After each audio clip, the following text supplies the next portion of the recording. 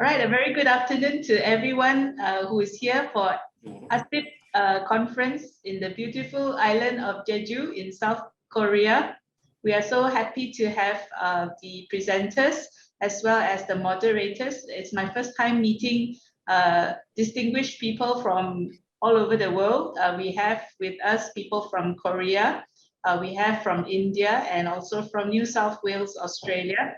All our time difference time zones. I'm at 12:30 in Malaysia, 1:30 in South Korea, and 3:30 in Sydney. So welcome one and all. I've been given the privilege to moderate this session for the next 2 hours. Together with me is Prof. Jeon, a very distinguished person from GNU, Korea, and he will be answering all the technical issues or giving those questions that are more technical in nature. So for the next 2 hours, what we're going to do is we're going to have 3 speakers, 3 presenters, and each presenter is given 20 minutes to present your session, and after which we will open for 10 minutes of question and answer. So during that time, we would appreciate if the other speakers are also following. And you can mute your mics when the main speaker is speaking. But then when it's open for Q&A, feel free to come in and also give your input so that we have more of an interaction. And then the next speaker, and then the third speaker. And after that, if we still have a bit of time, then we'll open the floor for more Q&A and more interaction. But if not, if there are no more questions, then I will end the session. So thank you very much again, and I would like to invite first and foremost, Professor Jeon, would you like to say anything? No, I think you are introduce our session enough. So Okay. I think starting is okay.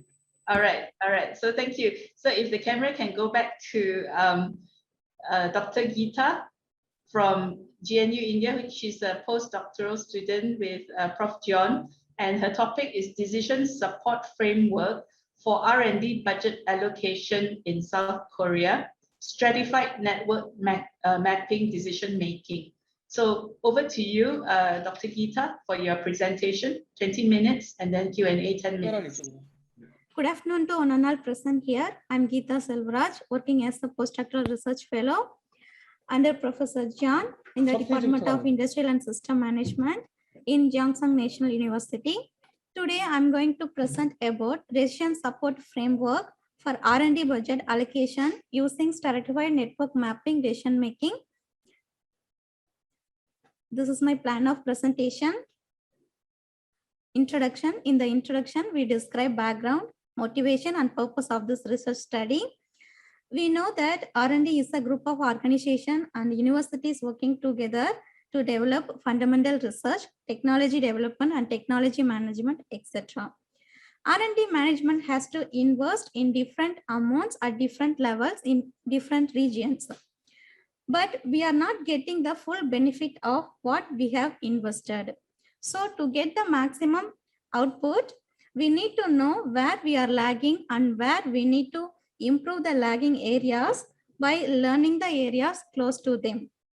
Multi-criteria decision-making techniques is excel at dealing with these situations. Usually, the multi-criteria decision-making method is just ranking the alternatives and evaluating the alternatives based on the criteria.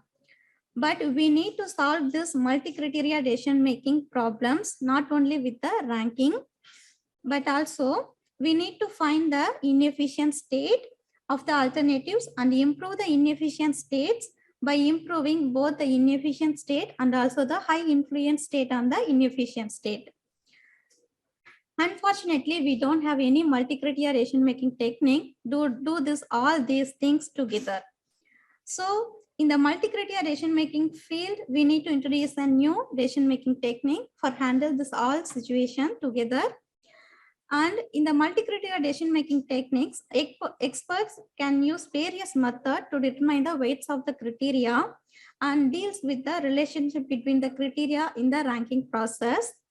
But actually, the significant factor is the importance of the criteria and the interrelationship is occurs in the performance level. Hence, we need to consider the interrelationship of this criteria in the criteria weight finding and also in the performance of the ranking alternatives. From this multi-criteria decision-making methods, we find a research gap. There are no one multi-criteria decision-making techniques to consider the interrelationship of the criteria in the performance evaluation. So we introduced a novel approach to filling this research gap, namely stratified network mapping decision-making. This is a literature survey we present for R&D support and methodology. We know the authors Jeong and Seo utilized the ANP multi-criteria decision-making technique to evaluate the R&D projects based on the benefit subnetwork and cost subnetwork. And the authors Gang and Park analyzed the R&D support in the biotechnology, small manufacturing enterprises.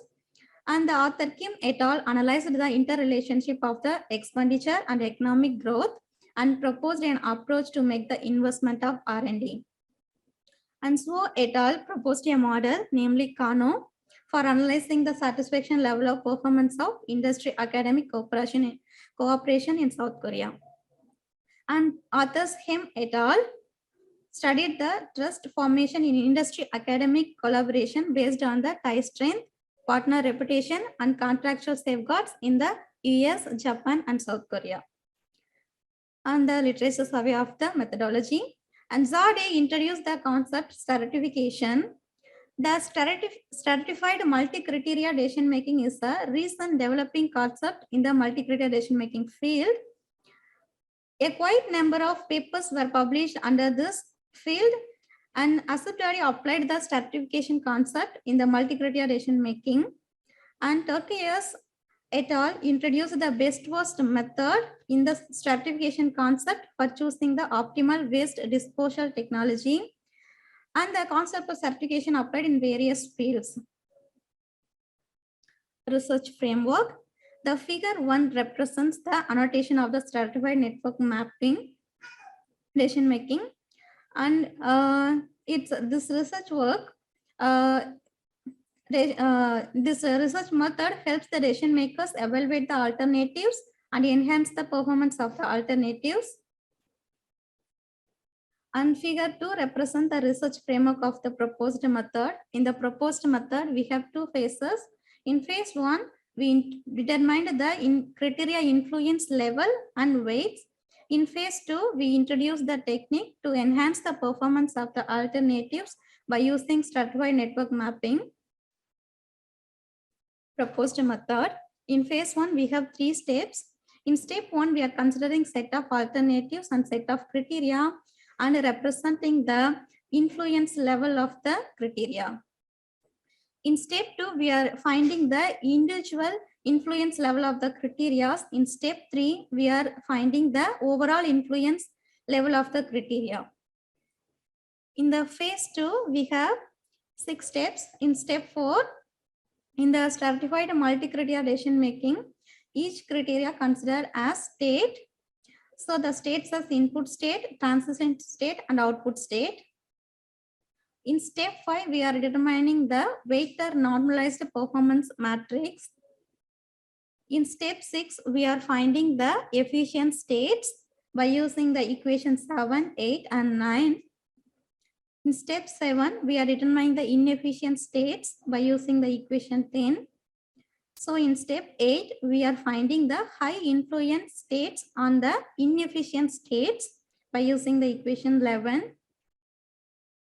And then we are constructing the stratified network mapping. Then we are finding the ranking of the alternatives by using the equation 12. So before entering into the empirical study, we are describing our notation as a nomenclature. Here the symbol AI represents the alternatives, example Seoul, Busan, Daejeon, etc. And CA represents the criteria, and ST represents the state of the system, and gamma represents the efficient state, and eta represents the inefficient states, and beta represents the high influence states, and the input state as IS, transition state as TS, and output state as OS. Empirical study. In step 1, we are considering the set of 17 regions as the alternatives and 8 criteria as shown in the table.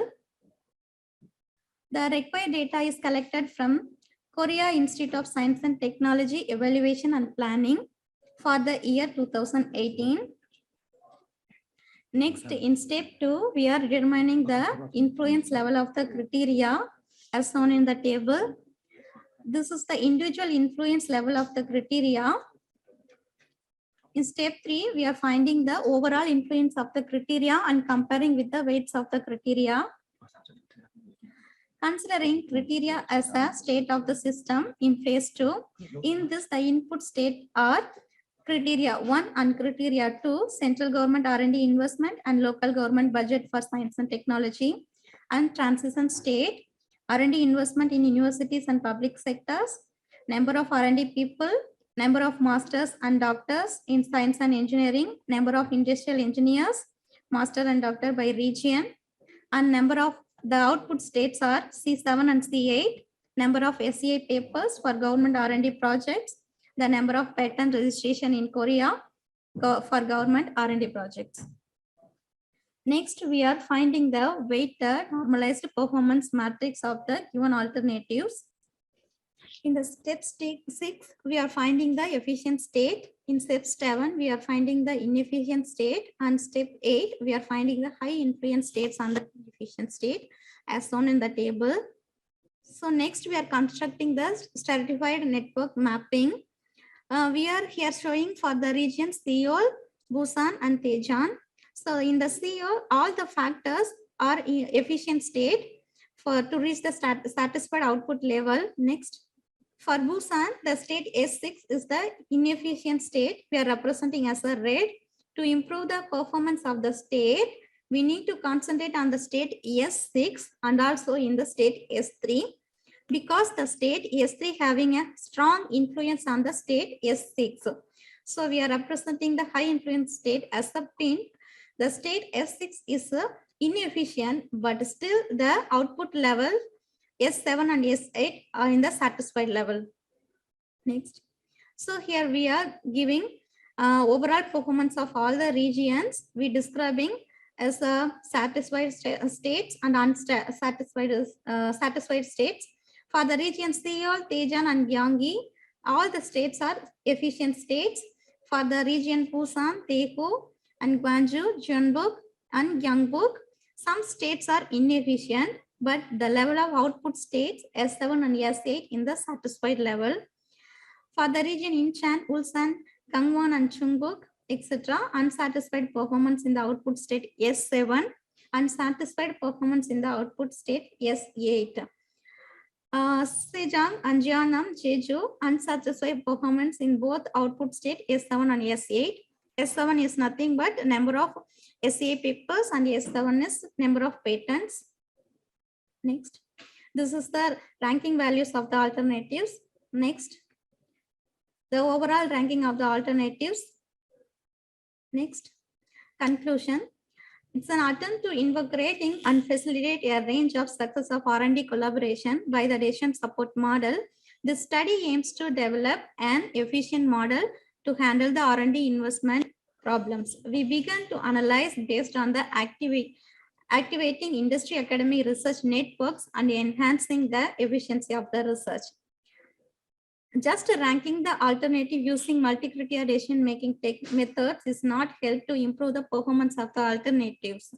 The proposed method helps to rank the alternatives and enhance the performance of the alternatives. The proposed SNM gives a clear understanding of the each region's R&D output.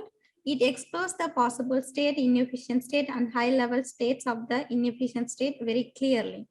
The three significant advantages of this empirical study are improving the regional innovation leadership of local governments, maximizing the capabilities of local innovation actors, and advancing the regional innovation growth system. In the study, we did not consider all the factors related to the allocation of R&D budget. In order to show the efficiency of the proposed method, we are considering the limited factors. In the future work, we will consider all the factors under R&D budget allocation, and we will apply our proposed method in various multi-criteria decision-making applications. Thank you. These are my references. Thank you. Yeah, thank you very much, Dr. Geetha. That was a very interesting presentation. And I open the floor now to Q&A, question and answer. Would anyone from the floor, or even the other panelists, the other presenters who have been following Dr. Geetha's presentation, do you have any questions? For either Dr. Geetha or also Prof. Jeon, who is the other author of this paper. No questions. Any from the question? floor. No question in the floor. If there are no questions on the floor, I would like to ask a question. I noted that in your paper, you use the stratified network mapping to not only look at ranking the alternatives, but you're also improving the performance level of the alternatives in the states. So you mentioned Seoul and Busan and Jeon. In Busan, you mentioned that the S6 was inefficient. So after you have finished this paper, would you be able to communicate with the people in authority in South Korea about your findings and how they should be improving their R&D budget allocation to make it more efficient? Yes, ma'am, surely our method is clearly finding where we are lagging, in which factor we are inefficient. So when we are doing the budget allocation, so according to the efficient and inefficient state, we can split the budget allocation for the most inefficient state, particularly to improve the state. So it will help to enhance the research and development in particular region easily. Okay, thank you. You also mentioned that you did not manage to get all the data from Yes, because it's R&D allocation. Yeah, under this R&D budget allocation, we have so many factors, but showing the efficiency of the proposed method, we are limiting the factors as 8. Was there any difficulty in getting the budget allocation data from governments and all that? Did you face any difficulty? Was it transparent to all? Could you just get it from publications, or did you have to go to individual government departments to get that information? Yes, ma'am, we are getting the data from the government institution. We need to maintain as a confidential, but it's not difficult. The professor providing the data, sir, for the research. Data is open data, Open data. made from KeyStat. KeyStat is a national agency in Korea about science and technology policy. Thank you. Dr. Krishna has a question. No, actually, excuse me for unable to completely understand the quantitative analysis. Very interesting models and analysis was there. But a much more general question I just wanted to, because South Korea is one country in the East Asia where the private investment into R&D is more than 75%, and government puts in something like 25 to 30%. If you take the whole gross expenditure on the research and development in these regions, what is the contribution of the private sector and the government sector in terms of the budget? Yes, Professor, we are representing the private R&D investment in terms of criteria 2, the local science and technology budget allocation. In the criteria 2, we are representing the private R&D budget actually. Do you reckon that in most of these regions, it is the private sector which is the dominant actor of R&D investment compared to the government? Yes, Professor. Okay. In this research, we consider only government sector, national R&D budget. Nowadays, in case of Korea, R&D budget is about more than $2 billion. So most of them are used spent by the national research organization, but some R&D budget are allocated to regional government. So we evaluate the about the efficiency of R&D allocation to the regional government by some MCDM methodology. And by this research, we can find some something. For example, some region is efficiency in input and output, but some region is inefficiency. So according to the criteria, we can find some problem. What is the reason about the inefficiency? So we can propose some suggestion to the policymaker, some about blah blah. That's the implication of this research. Okay. Right. Thank you very much, Prof. Jeon, and also Dr. Geetha, and also to Dr. Krishna for asking that good question. I'm going to close this session and move to the next presenter, if there are no objections. Right. The second presenter that we have is Mr. Choi Byungwook, and also Mr. Ahreum from Kyunghee University, Korea. Mr. Choi is an MBA student currently at Kyunghee University, and his topic of his presentation will be 3 key factors for successful digital transformation in manufacturing companies. So over to you, Mr. Choi. If you can turn on your camera so that we can see you as you present. And if you have any slides to share, kindly share your slides as well. You have 20 minutes starting from now.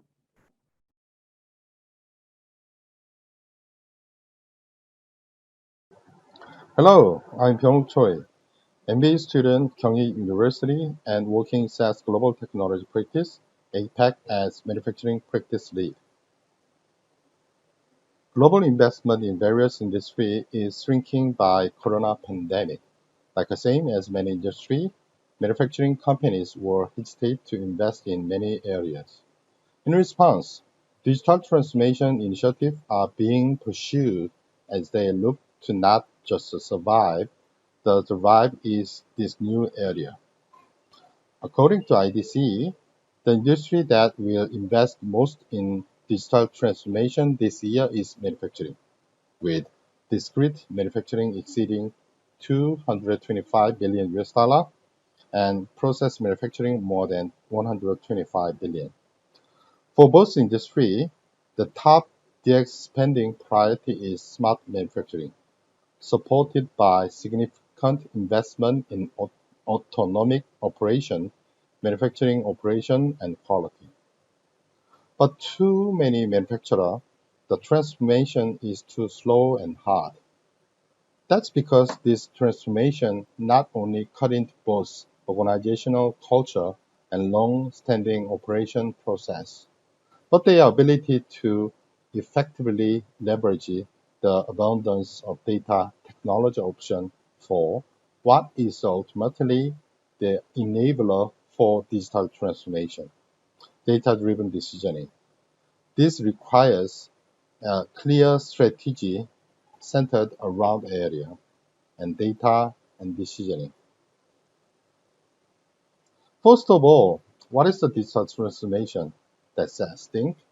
What are your key strategies for the people, business, and technology with specific component? In addition, technology, the most important digital transformation driving force, introduce the support status of the SAS integrated analysis platform. Based on this, I prepare 4 different stories from global cases to understand how the customer adopt analysis as a global application trend. The first, accelerate digital transformation as organization building. Second, to prepare for use of data integration and analysis in equipment-based sensing process. Third, how tech company build digital transformation strategy with categorized digital enabled items. Fourth, how adopt end-to-end as real-time predict and optimize control. Among those trends and cases, I prepare demonstration from data integration and invest automation using a cloud-based integration analysis platform and machine learning-based data preparation, predictive modeling, and automated real-time performance of modeling. Digital transformation is made most possible by union of people. The hiring talent is just the start. Organization structure and culture are equally important in successful transformation project. The business. The right business strategy can drive the digitalization of internal process and the development of new business model. Technology. Emerging technologies like AI and IoT, as well as foundational technology like data management and analytics, and cloud computing, and AI, and advanced analysis, data management, IoT, and big data.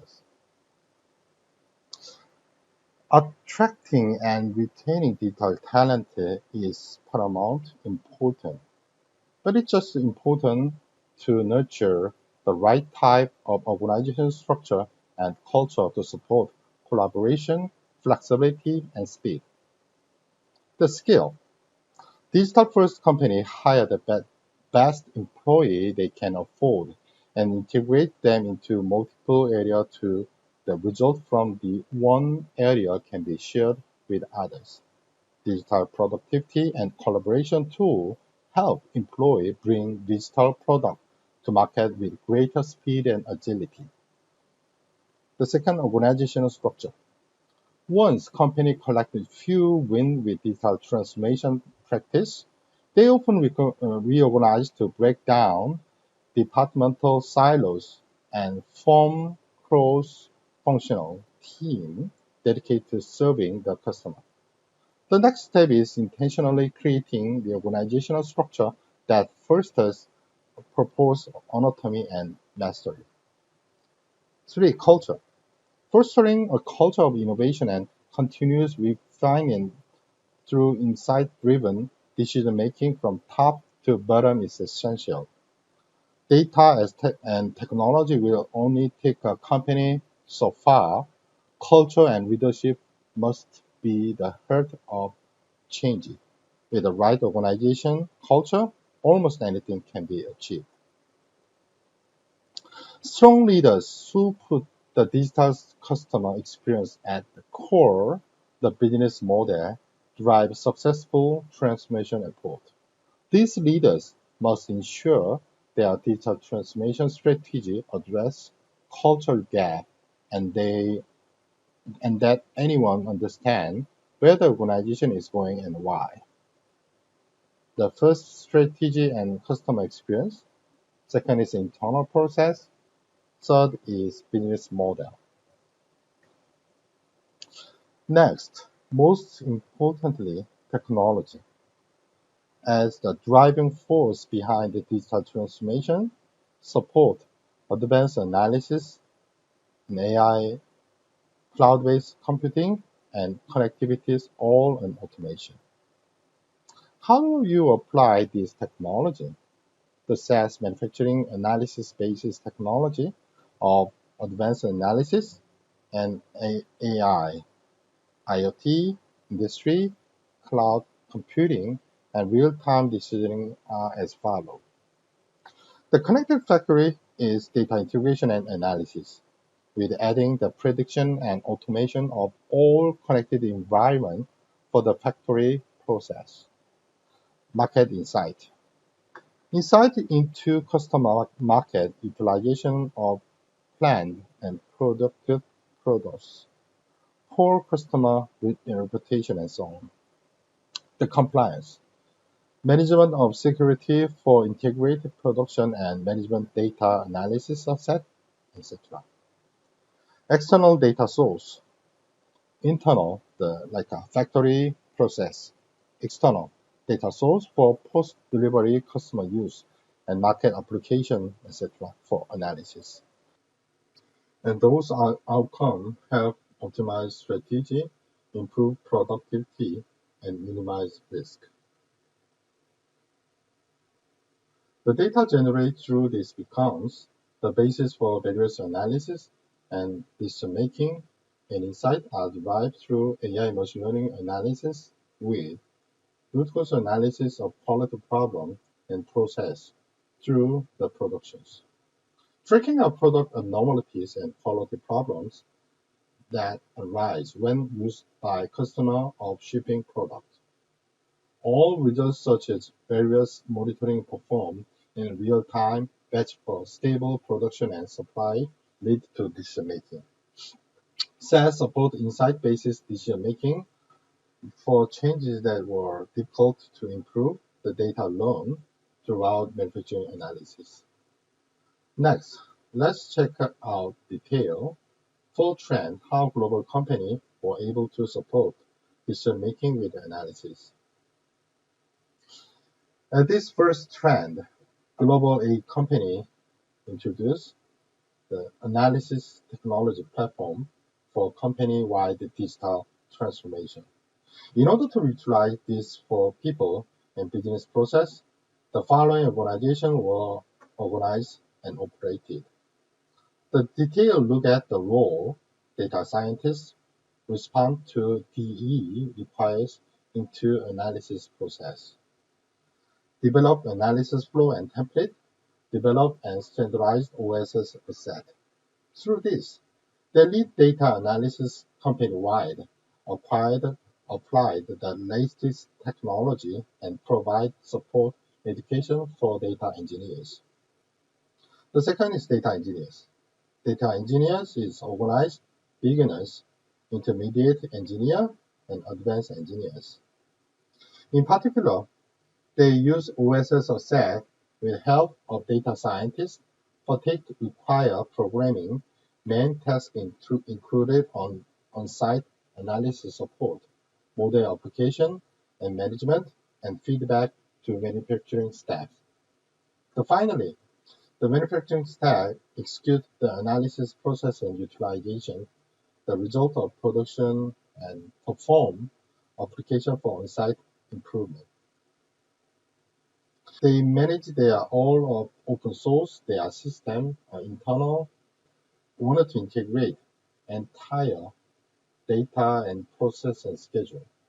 They collect internal data from OSI soft and implement with the enterprise guide with the integration of Jump for analysis and data collection, and add on to Python and R with open source data, and do execute the scheduling data for automation.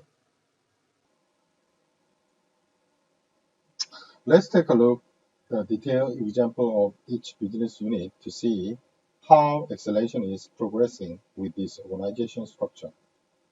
The first, R&D stores experimental data, research and plan in the laboratory, and the result of the test.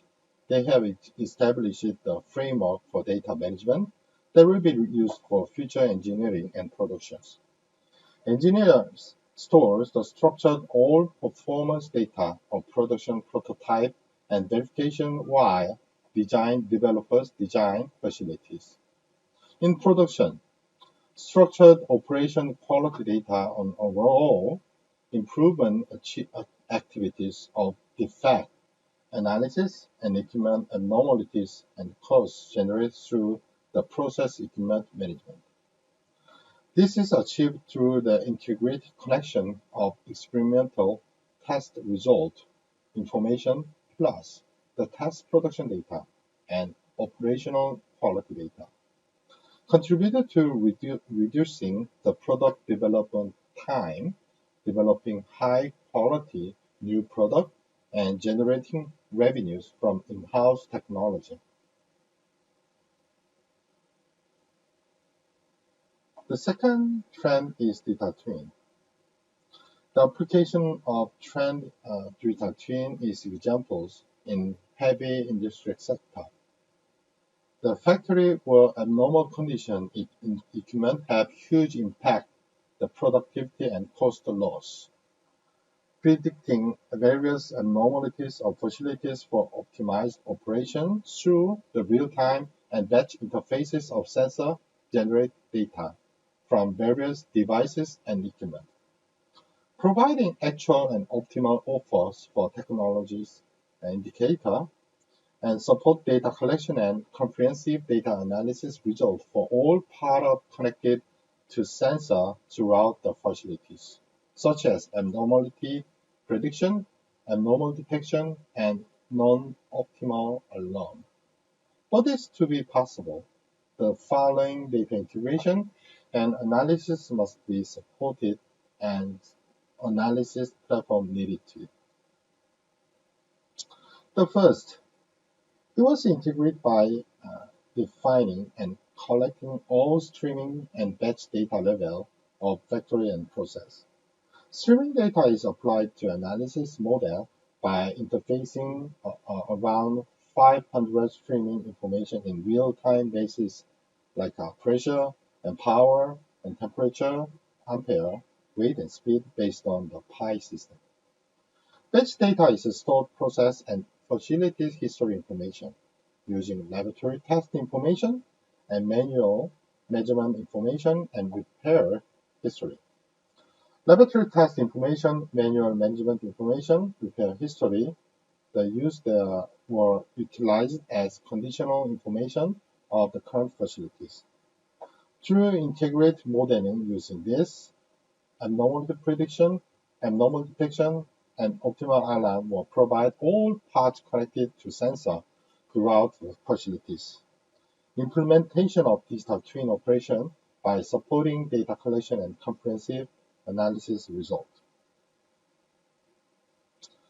This is a result of digital twin.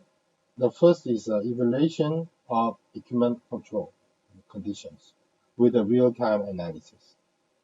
They can do the process simulation modeling with adding 24 performance indicator with the main model.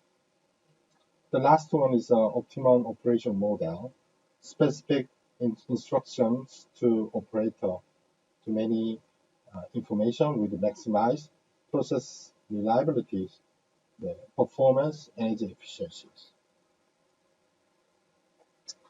The third trend is digital technology.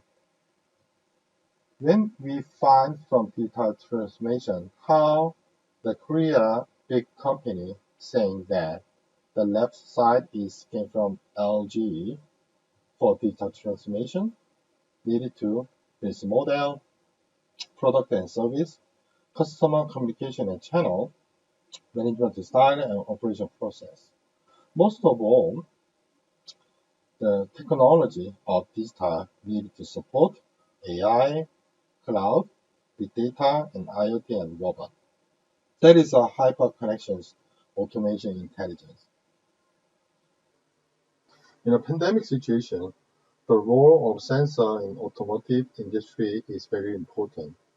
Sensor for the safety and convenience of internal combustion locomotive. Demand for various automotive semiconductor to support autonomous driving of electric vehicles is explosive. In this first trend, I will introduce the real-time predict and optimize control, how to optimize and improve important image sensors. To understand this process, that is a CMP, the chemical is slurry, like a toothpaste. The mechanical is a pad, and pressure, like a toothbrush. Polish is film, like a dental calculus on the plug. Even managing mainly optimized control system to improve quality, it still have around 85% problems occurs on the potential manufacturing process. They have in-house customized rule as a limitation. The system needed to support more smarter way, near real-time optimization to cover problems before end of process. When we build the real-time predict and optimize control, the previous and current system using the APC with adding FDC and SPC system to manage and control with feedback and feed forward. We offer the case 2 solving by feedback and feed forward with adding the prediction of result. When we understand result of the prediction before end of process, we execute the optimized control model before end of process. That is the approach of first step is exploratory data analysis. Explore best data set and filter derive with the report and analysis. The second is a modeling. Extract and finding out best prediction model with a control model. Third is a predict and control. We add on to result of modeling and add on the control model with customized by Python script. After then, those prediction and control model is add on to real-time event stream process to manage the real-time prediction and control. After adoptions, manufacturing process agility benefit we have new values from the user predefined control logic to automated predict control. Enable automation with all of data preparation, prediction, optimization control with SaaS solution.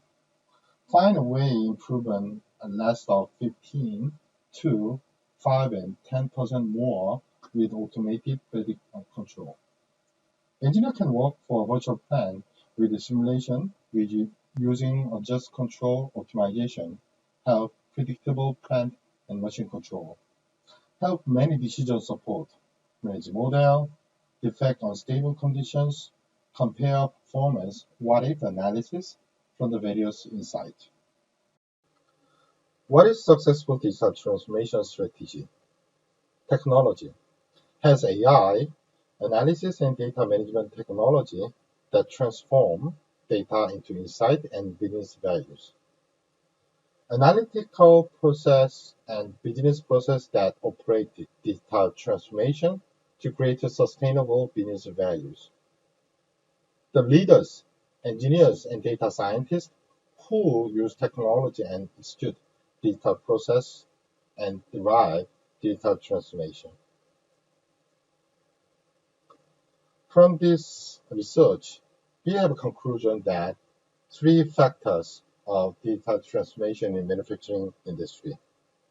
The first is technology factors, like data from channel, insight from all of data, and analysis for everywhere from data. The second is a process innovation factor. Why the prepare and how? The discover details from process and needed to support change management and insight values everywhere from process. The last one is an HR factor and people. Constant support for people and values, insight for all, and needed to support for expert training.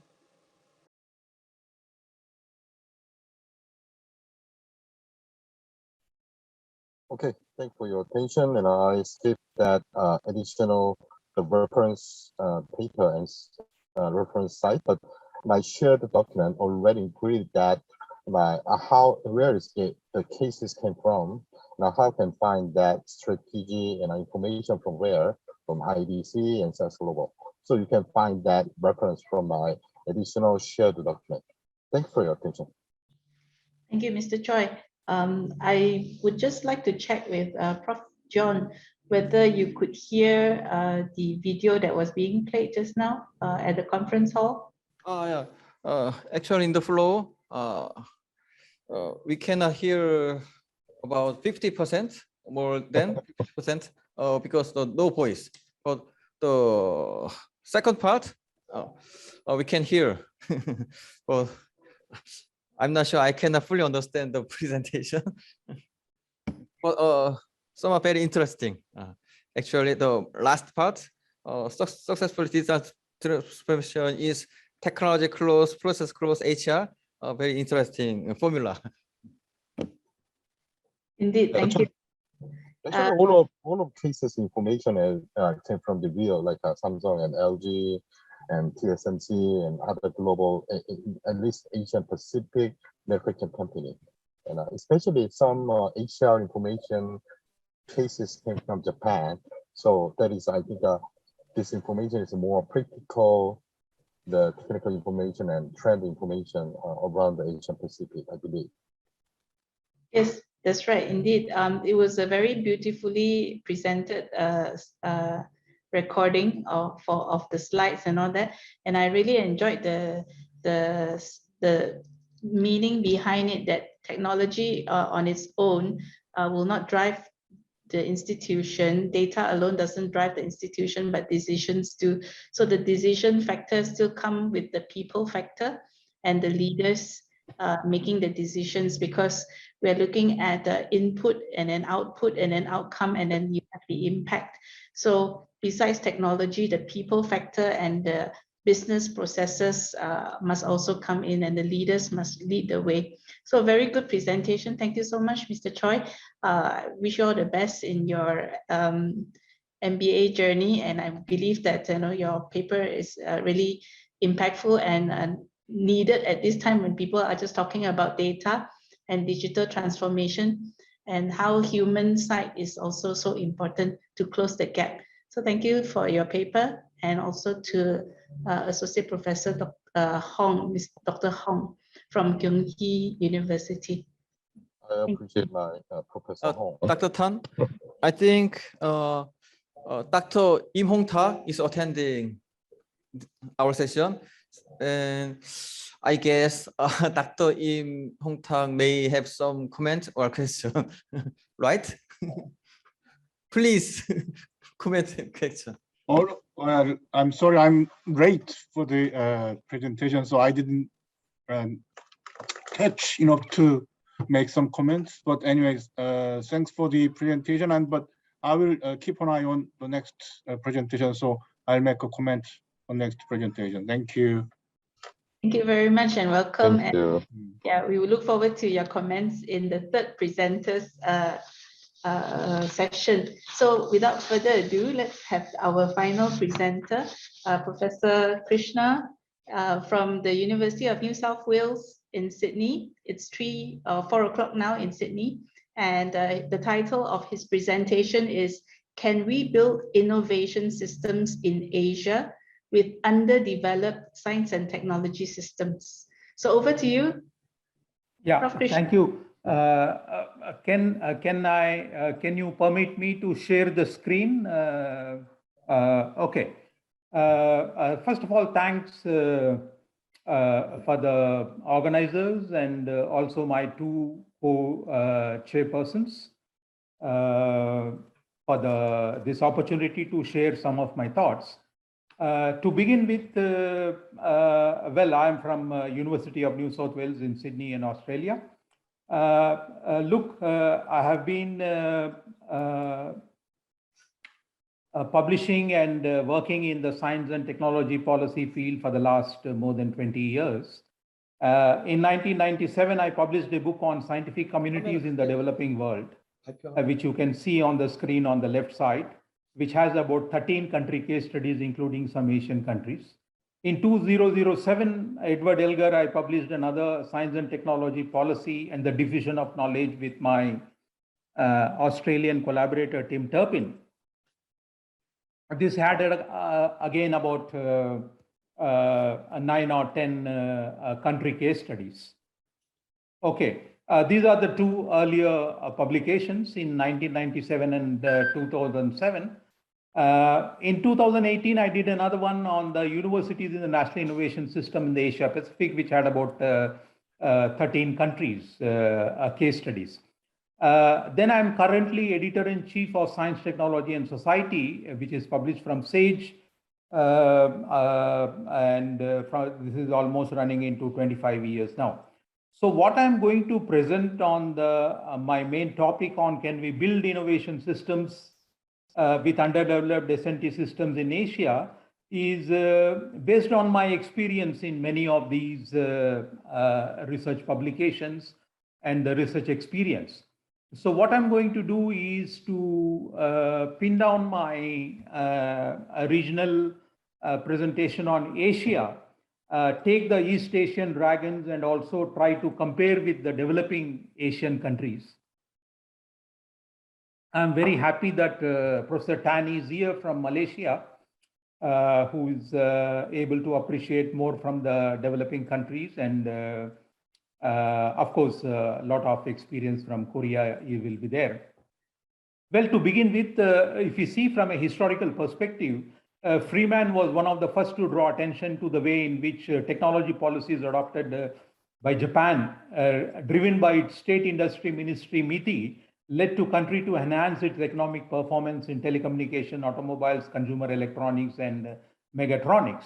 We all know that what Japan did in the 1970s and the 80s spread over to the East Asian countries, including Korea, many of the countries, and now gone to China. The post-war, particularly from the mid-80s, can be seen as a turning point in the various Asian countries. Japanese success in industrialization based on technology transfer from industrialized West to an evolution of unique endogenous scientific technological capacities led scholars to conceptualize concepts like late industrialization and the catch-up strategies. Basically came from Lin Soo Kim, a Korean leading scholar who's no more there, and Alice Amsden. Late industrialization and the catching up strategies was very popular in the East Asian countries and all over the world, in fact, in Latin America, Asia, and Africa. Then Lin Soo Kim also published a very beautiful book called Imitation to Innovation, giving the whole story of South Korea, which was a fantastic book, the dynamics of Korea's technological learning, you know. And Japan became an exemplar case not only for the catch-up, but provided an important reference to various East Asian countries. South Korea, Taiwan, Singapore, and success stories influenced various scholars, particularly the World Bank. And World Bank came out with a report called the Asian Miracle, you know, the kind of the success which was going on in the East Asia, South Korea, Japan, and was termed as the East Asian Miracle. Taiwan was a very good example of developing world leadership in semiconductor industries. So what happened in the East Asia and the East Asian Miracle became a cargo cult in emulating the Asian miracle in most of the countries of the world. By turn of the century, a number of erroneous versions of this cargo cult in emulating East Asian countries can be seen in the science, technology, policy, innovation, literature, Latin America, Africa, Asian developing countries. I'm not saying that there are no lessons of learning from the East Asian miracle model. There are definitely very, very important East Asian miracle, but there was a kind of a trend within the science policy literature, a kind of a cargo cult in terms of emulating that. No matter what we do, even if it is an agriculture-based country, we do whatever Taiwan did, we do whatever Korea did, which was quite mistaken and quite erroneous. You know, that phase went on for about a decade, I think, decade and a half. And so the latecomer advantage and the catch-up strategies are relevant for lessons of learning, but not as a wholesale models to be emulated. Why? Just because you will see in the screen on the left, you will see the East Asia, South Korea, Taiwan, Singapore, and Japan. They were not agrarian economies, but if you see the Asian developing countries, including some of the ASEAN and other Asian developing, they are agriculture-based countries, more than 50% of the population, and the GDP is dependent on agriculture. East Asia was not an agriculture, hardly 3 or 4% of the people in most of the East Asian countries like South Korea are dependent on the agriculture or something like that. Leadership and the state mediation via STP was very developed some niche sectors, you know, like I told you in Japan and in South Korea, the Shaebols and some of those sectors they were targeted, and the KIST and the Korean Advanced Institute of Science and Technology was established to support some of these technologies by the government, which transferred to the private sector, which was a state mediation in terms of because there was a market failure theories are there. Relatively very high investment in R&D GDP. You know, for instance, if you see South Korea, more than 3.5%, touching sometimes 4%, compared to less than 0.5% in most of the Asian countries. If you see the Lin Soo Kim's marvelous book on the dynamics of technological learning, one of the factors behind South Korean success was the education. You know, much before they embarked on the kind of the technological innovation, education was given a very strong impetus, and at all levels of this thing. Universities, which is a later development, the Brain 21 program in South Korea, which is quite a famous, they have developed. But if you see in the ASEAN and many of the developing countries, first of all, they were agriculture-based countries. Agriculture, biological sciences assumed greater importance. Health security was a very important because of the tropical diseases, and low investment in the R&D GDP in most of the developing Asian and ASEAN countries. The underdeveloped universities were there. So these are the kind of the major differences, and why the cargo cult kind of emulation of the models directly was not relevant, which was a kind of a mistaken. They were very low in the R&D GDP, and that I will come down with a lot of this thing. What is the insight from the East Asian miracle then we get? Already I have mentioned about three important reasons for the South Korea was the in terms of whole industrialization, education, and the knowledge building mechanisms. Lin Soo Kim, expanding and improving quality of education at all levels. R&D GDP went on from 0.26 in 1965 to 2.52 in 1998 in South Korea. By 1998, they were producing, giving 2.5% of the GDP. Singapore, Taiwan, Japan, research intensity in universities played a significant role in absorbing technology and strengthening the national science communities. You know, for instance, if you look into Singapore, Singapore were never known for the scientific community at all. It was a kind of a screwdriver technology learning, technological learning, which was going on in the 1970s, 80s, and the 90s, you know. But today, they have built Biopolis, and Professor Tan will testify, and Biopolis is a fantastic 9 laboratories, and at least any point of time, 2 Nobel laureates are stationed in small city wonder of Singapore, you know. So Biopolis has given a tremendous this thing to the building scientific community in Singapore. So that is another example of why scientific communities are important. Scientific communities are not just buildings. I will come down to some of those things. The major focus was in developing and strengthening science and technology system. So much of these East Asian miracle, you will find that SNT system was very important. That is what the Richard Levin, the president of the Yale University, said in the, he said 1960s, 70s, 80s, higher education in East Asia was given high priority. Developing human capital was very much important, even in the last presentation we have seen. The university students per 10,000 population of Japan, South Korea, and Taiwan were much below USA and somewhat closer to Germany in the 60s and 70s. By mid-70s, South Korea overtook Germany, and by 1990s overtook USA. In 1990, Japan overtook Germany in terms of the whole engineering students. Taiwan overtook Germany in 1980.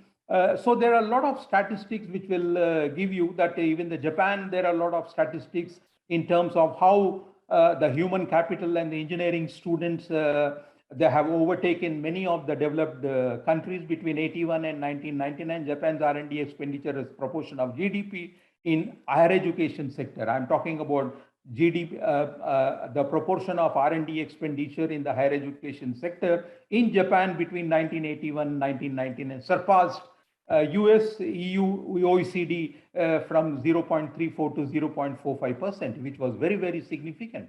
South Korea, 1970, the school enrollment as percentage of population reached almost 100% by 1970, which is very great.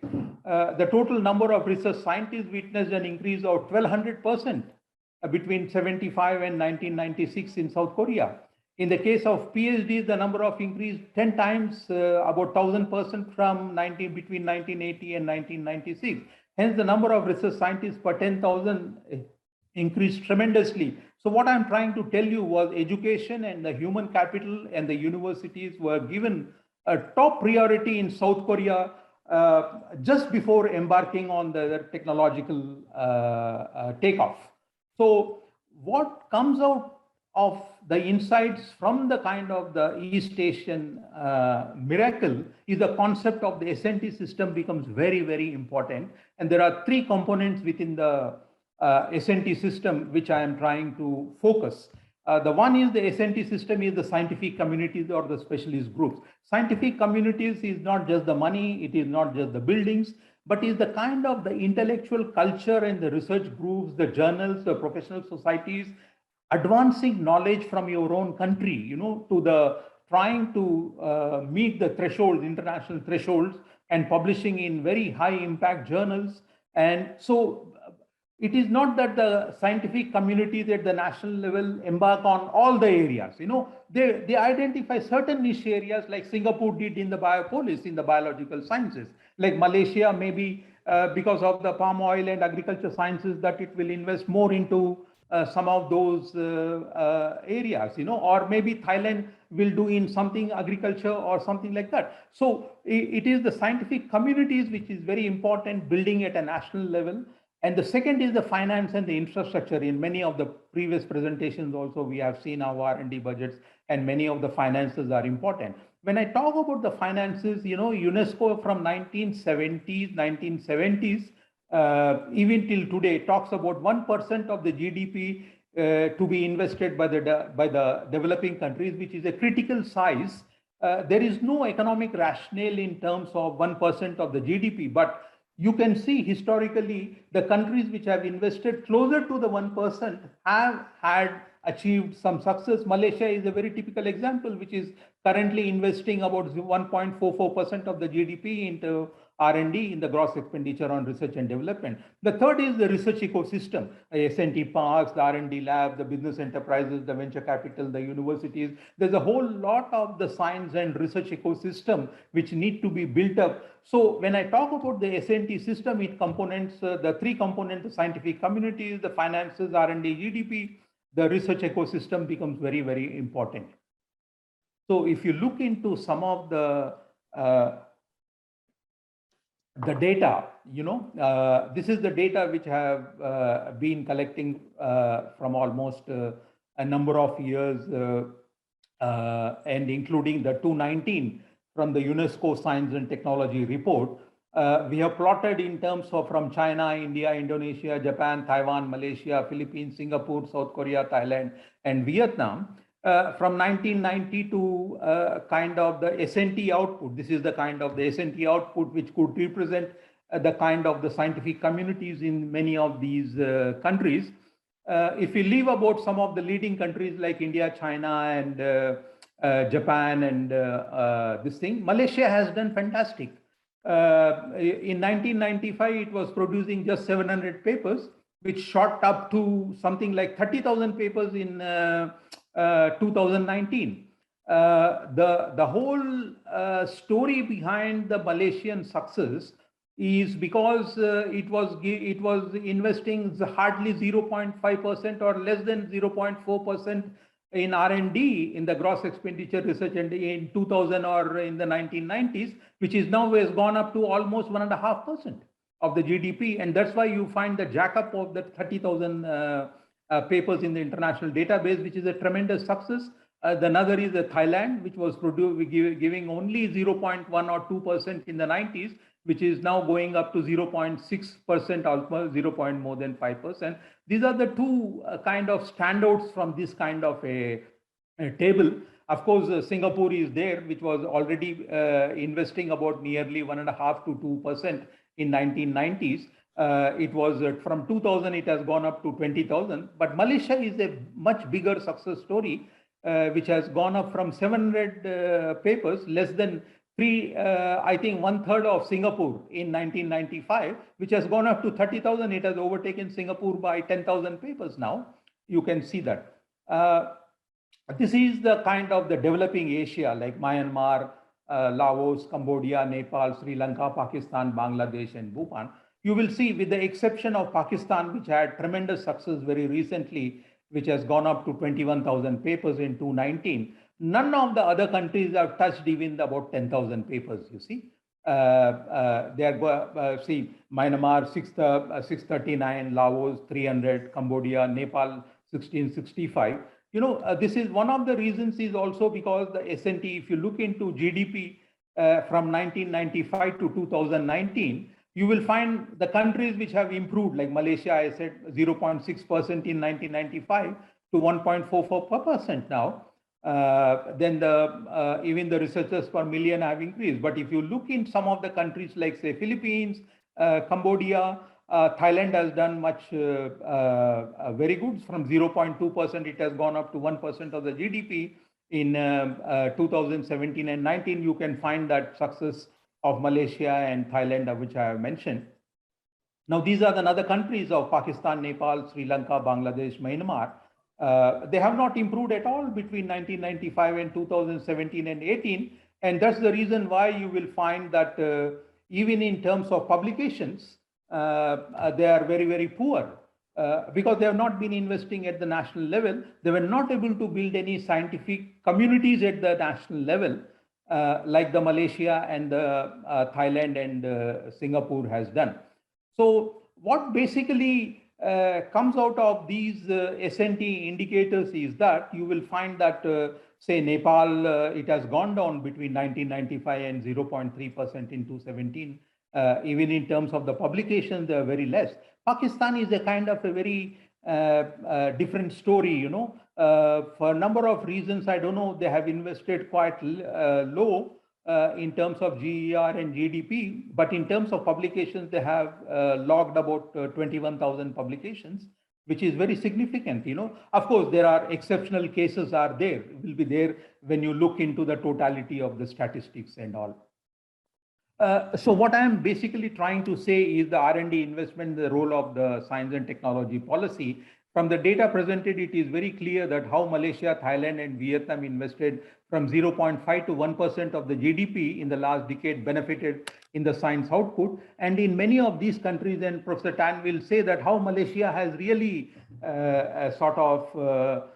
trying to take off and match with other leading countries within the East Asian countries.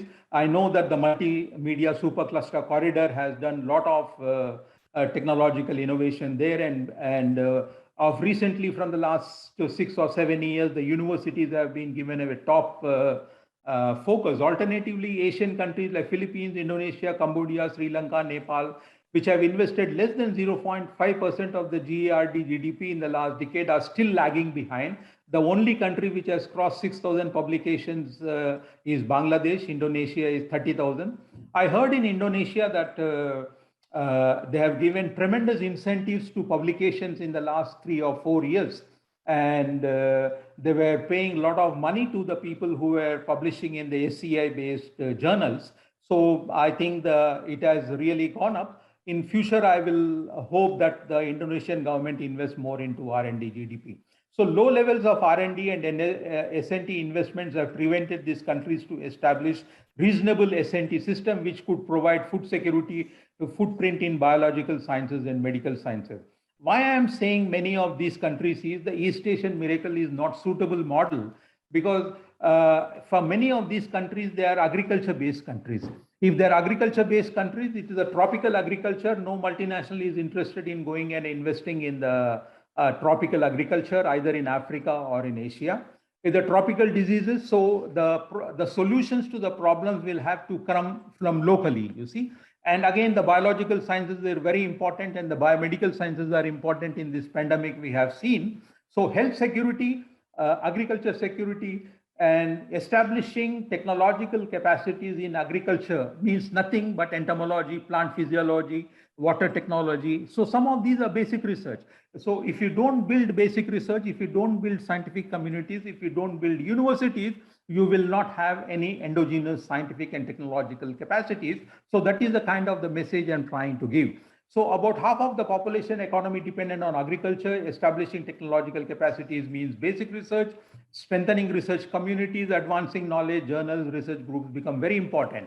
See, if you look in India and China with 1.3 or 1.4 billion people, we are not dependent on food at all. There's a total agriculture security. India and China, even in the 60s, 70s, 80s, 90s, even when they have not developed to the extent they have now come up, were never dependent on the food with 1 billion population, which is a great thing.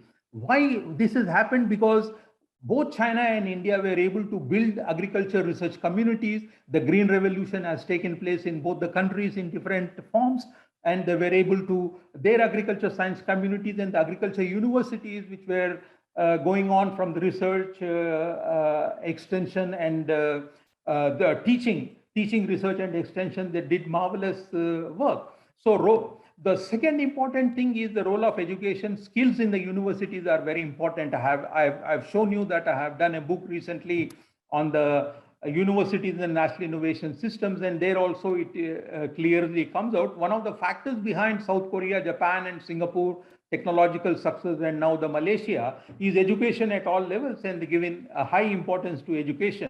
Most developing Asian countries have relatively neglected developing excellence and research intensity in the universities.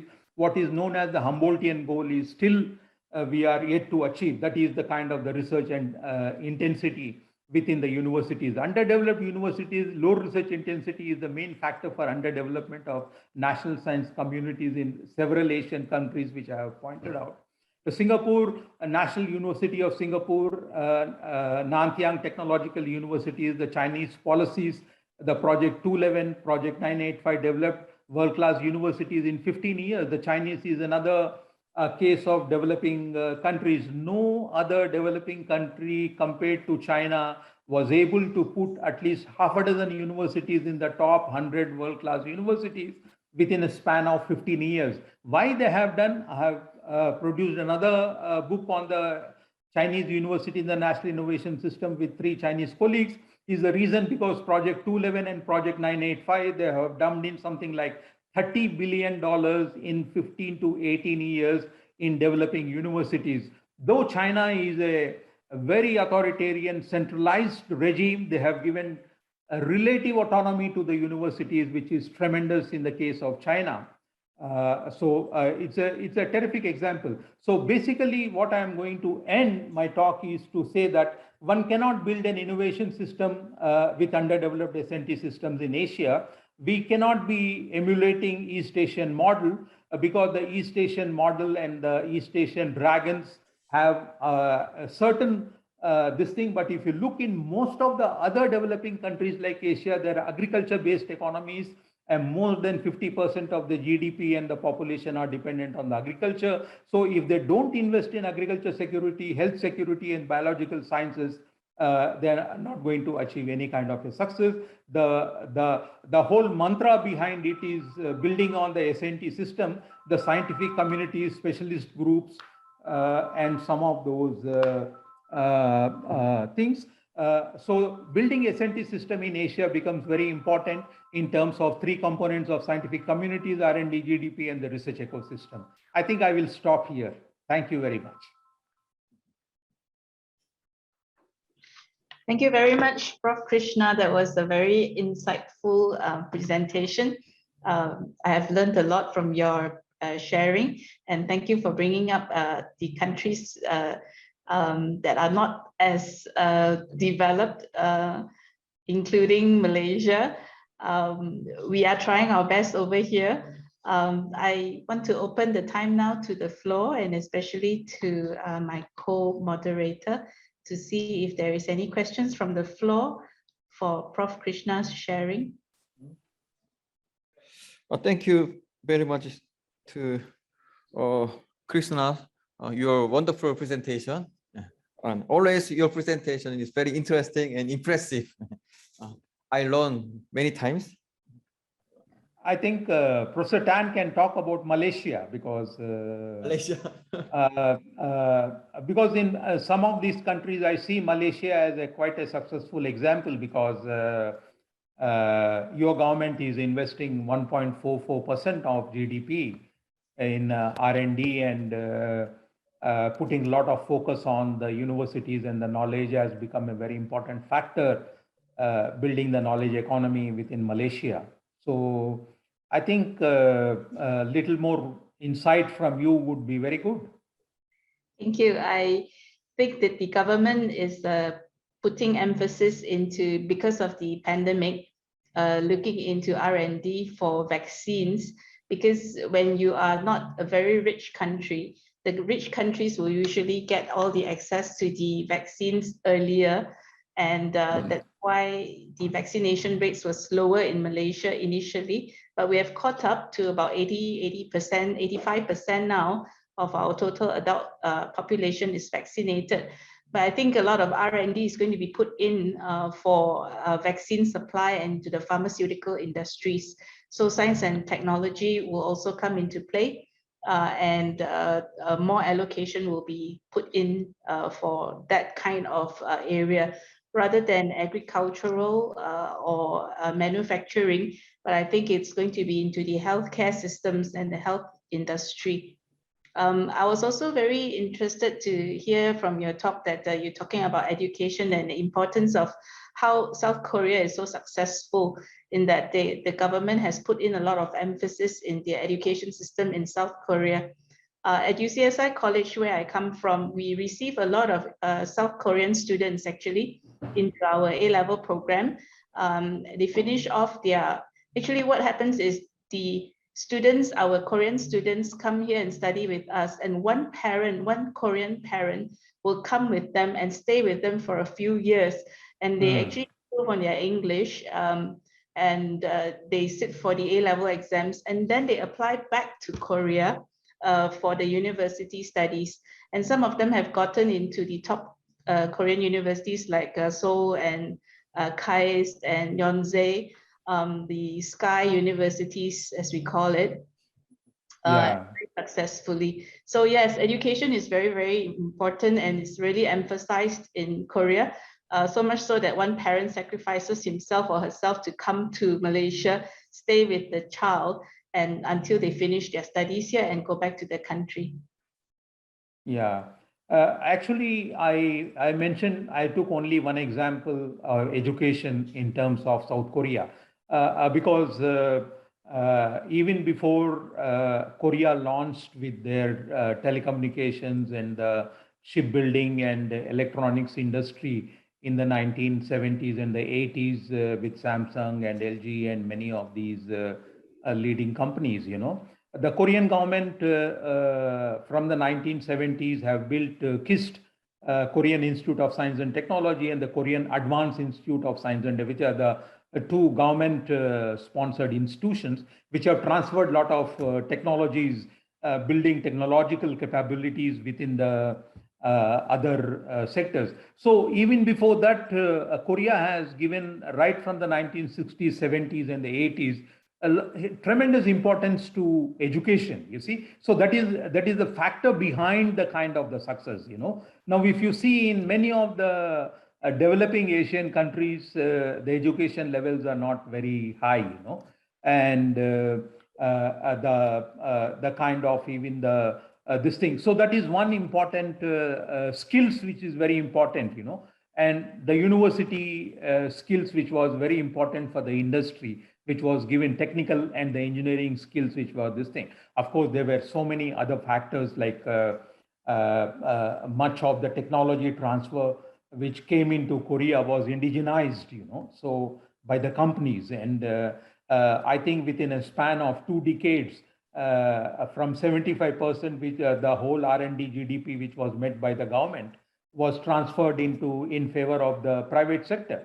So now the private sector gives 75% of the total gross expenditure on research and development in Korea, and only 25% is met by the government. So the burden of R&D is shifted towards the companies, you know, it's the kind of that. So what I was trying to say is that what happened in the kind of the East Asian miracle, like for example, in Japan, in South Korea, may not be directly relevant to say African countries or the other Asian countries. So every country has to develop a niche of a sector for itself.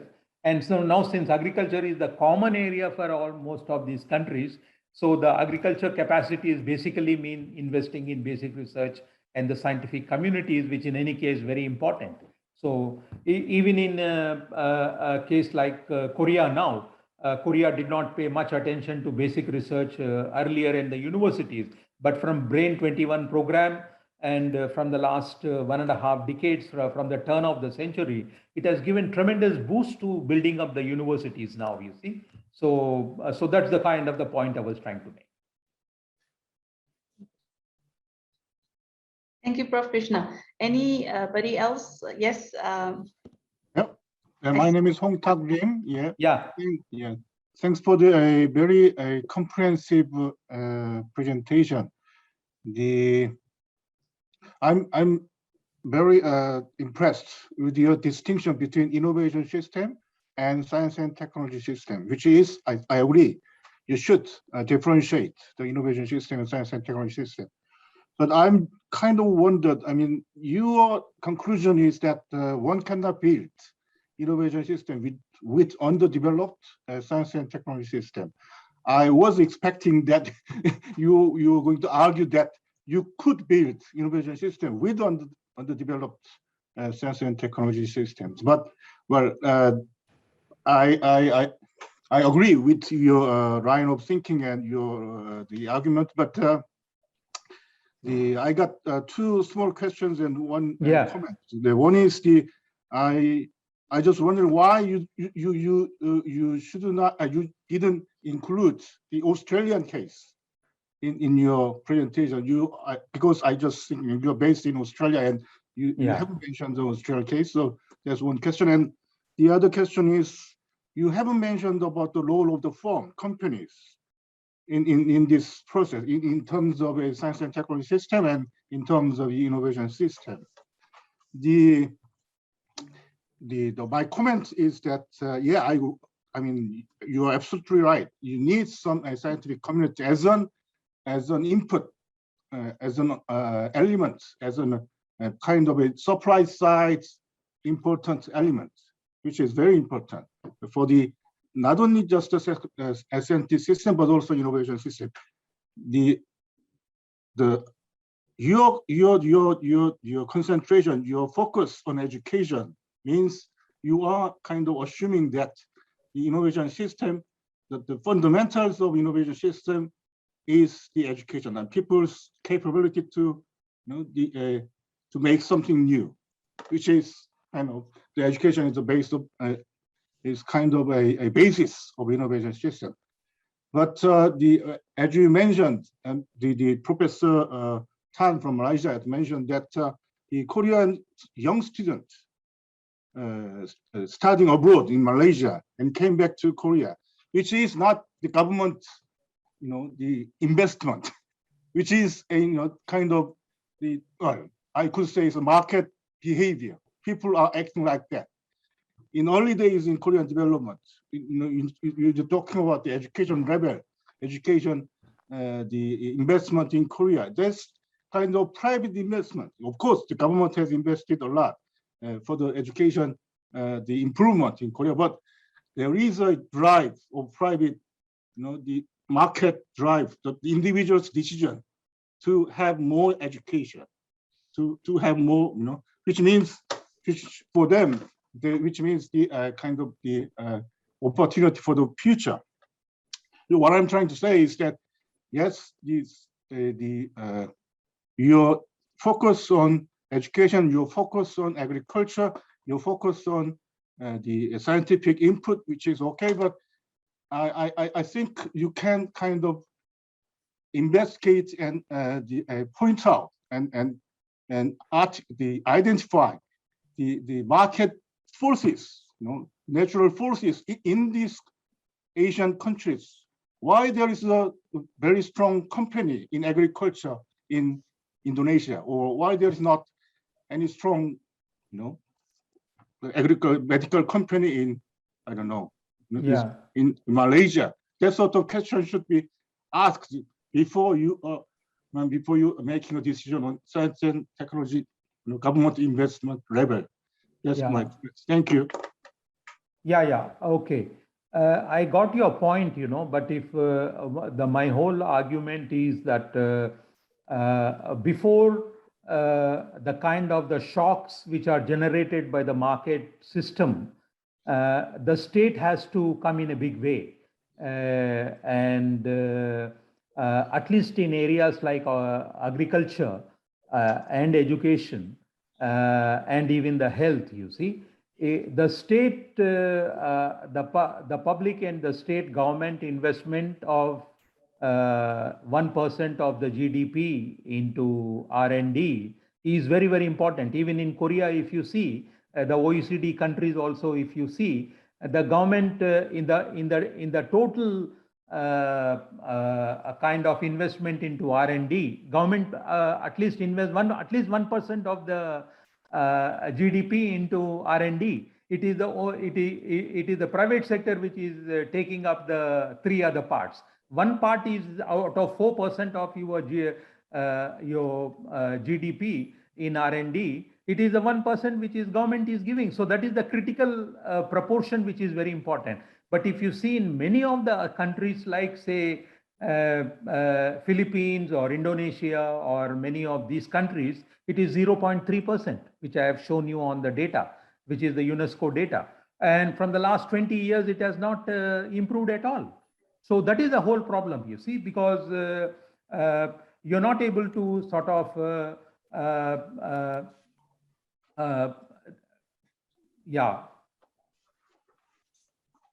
you see, Philippines is 0.16% of GDP in the GERD, and Cambodia is 0.12. Thailand, of course, has gone up to 1%. Indonesia is 0.24%. And if you look in Nepal, Sri Lanka, Bangladesh, Myanmar, so you see the critical size of your gross expenditure on research and development is very, very important. Yeah.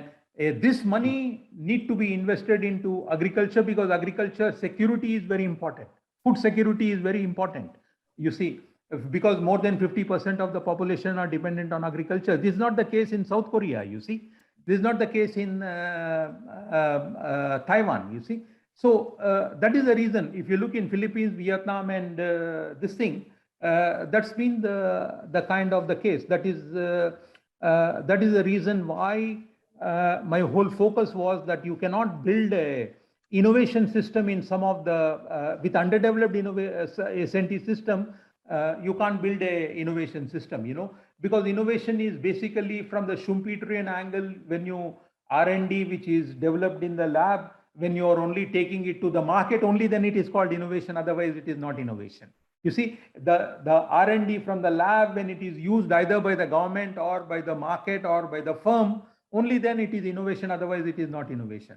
So if you don't have the research capacity, you cannot have innovation capacity. It is as simple as that. For instance, you take the startups and you take the incubators in the universities. So if the universities which are not research intensive will not be able to build innovation capacities through the startups, you see. So if you don't have a research system, either in some of 2 or 3 areas, if no university can build a startups and other things. That is the reason why in South Korea and in China and in India, IITs and many of the countries, they are now investing heavily into the universities, making them more research intensive, so that if they become research intensive, so they can contribute to the innovation, they can have the startups, they can have the incubation, they can have the engineering students who can back up with the kind of the research, this thing. That's the kind of the argument I'm giving. Of course, I will try to refine my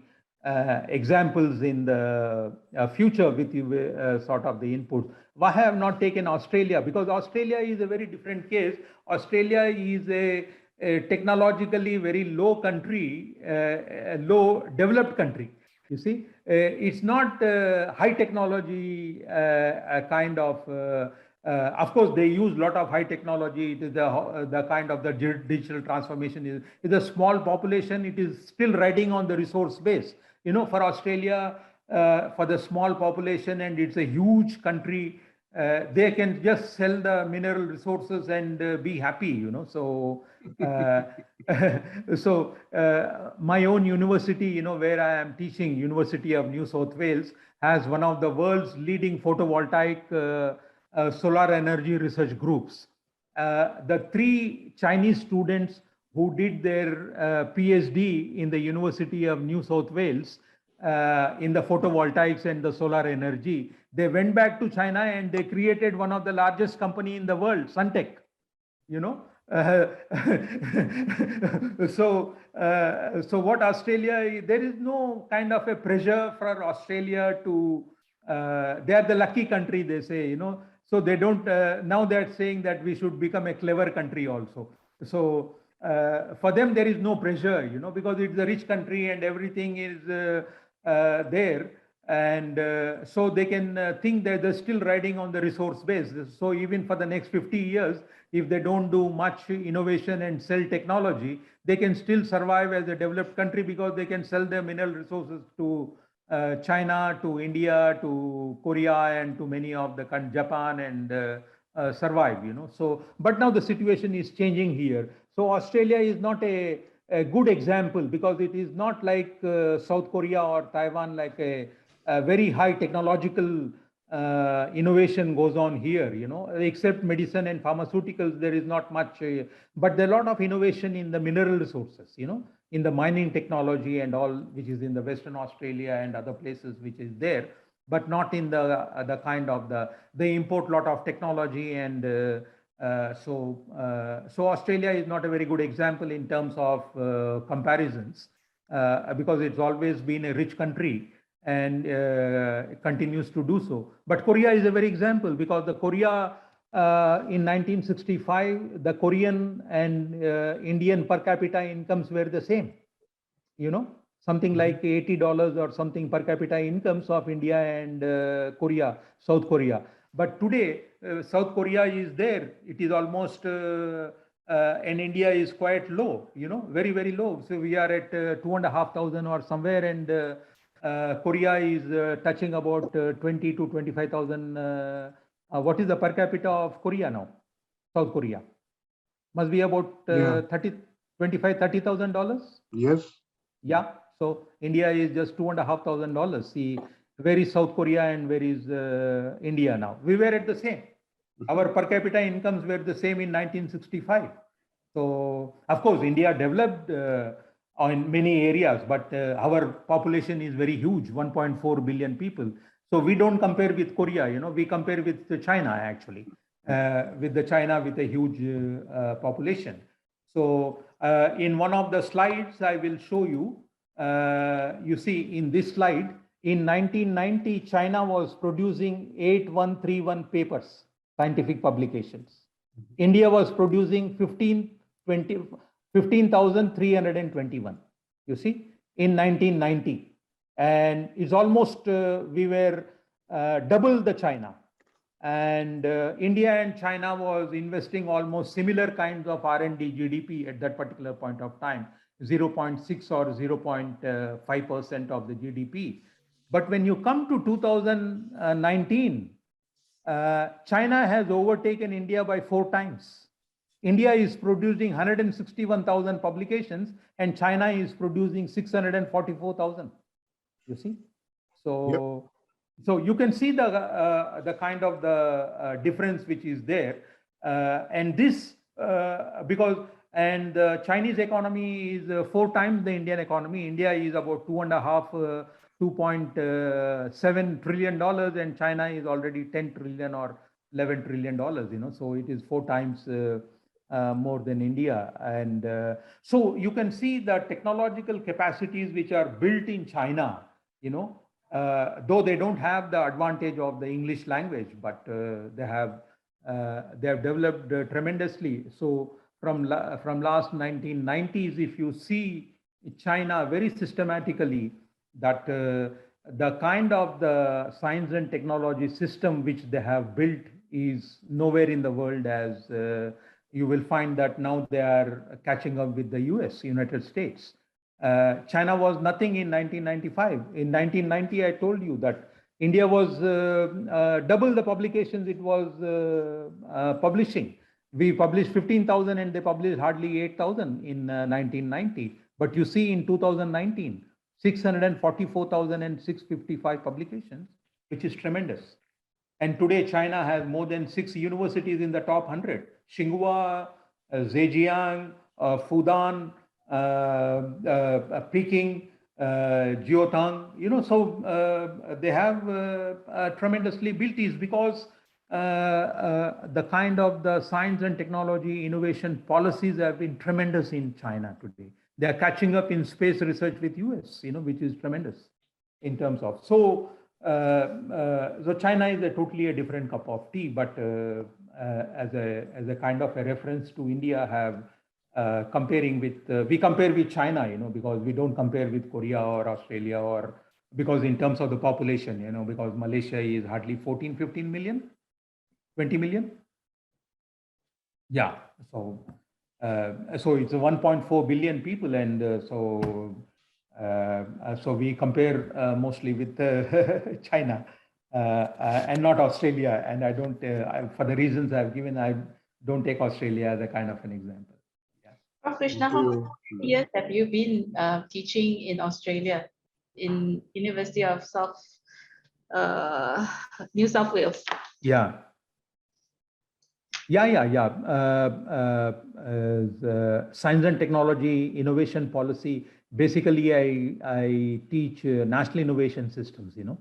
The whole concept of national and sectoral innovation systems, Asia Pacific, actually comparing Asia Pacific countries. How many years have you been in Australia? Well, I did my PhD here in Wollongong University about 30 years back, and I came to Australia in 2015 because my two children are settled here, and my son and daughter-in-law both are doctors and surgeon here, and my daughter is an actuary, so works for Ernst & Young, and so my children, two children and my three grandchildren are here, so I have shifted from I was heading the Science and Technology Policy Center of Jawaharlal Nehru University in New Delhi for more than 20 years. Then I shifted here about 4 or 5 years back here. Krishna, Yes, go ahead. actually, in this year, Korean government announced that our country joined the advanced country. Yeah, Now in the not developing country, Korea is South Korea is an advanced country. But yeah. I think We considered Korea as advanced developed country, part of OECD about 10 years back. But however, not today, but 10 years. But however, I think there are still many concerns or even crisis. For example, about the population. South Korea is the world top low level of growth rate. Yeah. So for example, this year, last year, some university cannot cover the student, the number of basic students. Sure. So many people, many professors guess within 4 or 5 years after, about 20% of university in our country will close. Yeah. Because of there are no students. Yeah. And even though in 1970s or in 1990s, some excellent students want to go to engineering school, science or technology. But nowadays, excellent students want to go to medical school, not engineering departments. So less level of students are going to enter to engineering department, engineering school. So less population and low level of students are going to engineering department or science department. That's one of the problem or concern of our country, I think. Yeah, that's also because South Korea, like Japan for a long time, has universities have not been internationalized. If you take the example of National University of Singapore or Nanyang Technological University in Singapore, or you take the Tsinghua University and the Peking University in China, they have been internationalized from last 15-20 years. You see, 70% of the faculty and the students both in Nanyang Technological University and National University of Singapore are international, or the migrants or permanent residents of Singapore, you see. And Tsinghua University and the Peking University has internationalized and you will find that all nationalities are this thing. Japan did was very closed system, you know, for a long time, but now they are opening up, and so South Korea should open up now because it should become more internationalized, which is the norm actually, and which is one of the criteria also of the world-class universities rankings, you know. So that is the universities have done, like Oxford and Cambridge and Ivy Leagues in US. If you see in most of those Ivy League universities, you take Cambridge, will be there, hardly there will be British people, will be 50% only. You see, in Oxford, hardly there will be 50% British people. In Harvard also it will be the same. So there will be 10% Koreans, 15% Indians, 15% Chinese from Latin America. So draw the talents, you know. So this is the model where the universities will have to survive, you know. So so one policy strategy for South Korea would be to internationalize. So you open up both in terms of the faculty and the students. So faculty will themselves attract.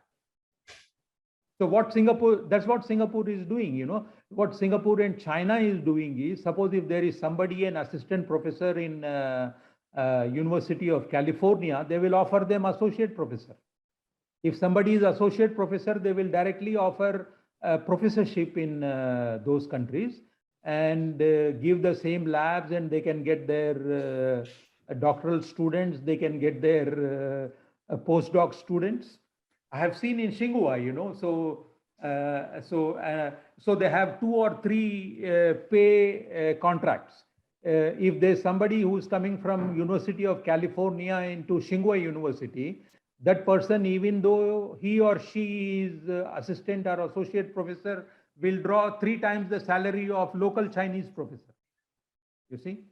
So they have different pay. Of course, what China does, others cannot do it, you know. But global attraction of talents is a very important strategy. So the South Korea will have to go towards more of internationalization, attracting both the talent, both students and teachers, faculty. They will themselves attract the students. So if you get 2 eminent professors into South Korean university, so they will attract Indian students. If you get Japanese professors, they will get Japanese students. Good advice, Prof. Krishna. Yeah. I think we all need to learn from that. That format of getting students, international students, by recruiting the professors from foreign professors first. Yes, it's already 2:25, so I'm going to ask if there's any last words from the 5 participants in this group.